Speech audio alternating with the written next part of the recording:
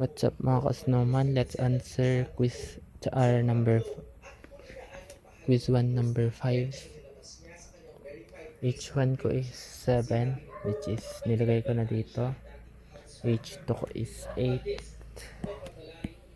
And then hahanapin yung H3.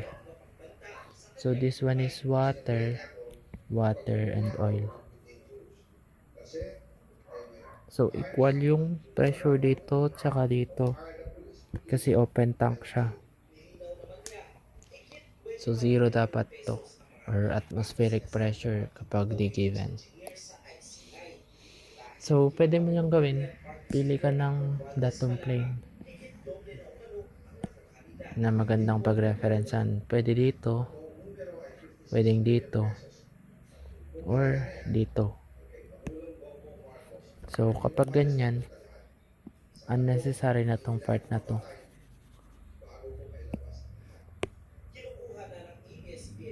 Kasi same naman yung pressure dito tsaka dito. So ang gagawin lang is pupunta tayo dito and then tataas tayo. Or pwedeng ganito. So equal dapat yung change in pressure from here tsaka change in pressure from here. Kasi bawa ito'y PA din to.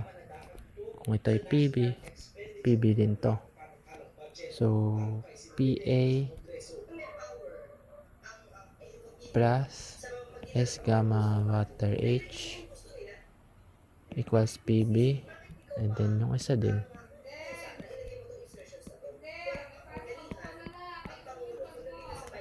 magkaiba lang ito, S1 tsaka S2, H1, H2. So we can say that S1 gamma water H1 is equal to S2 gamma water H2. Kahit ito na lang. So yung S1 natin is 0.84 times yung H2 na 8 meters equals siya sa S2 natin, water naman yan, so wala. H2 which is H3 minus 7 meters.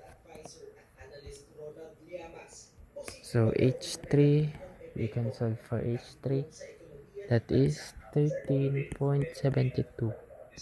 meters. Final answer.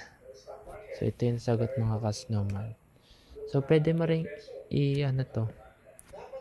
Pwede ka rin dito mag-solve. So bale, ito yung magiging equal. Yan. So ang mangyayari dyan is 0.08 ay 0.84 9.81 plus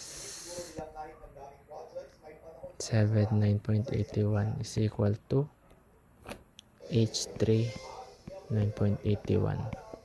Cancelable to. So H3 is equal to 13.72 din. So kahit saan naman dun guys, pwedeng piliin. So yun guys, that's it for question number 5.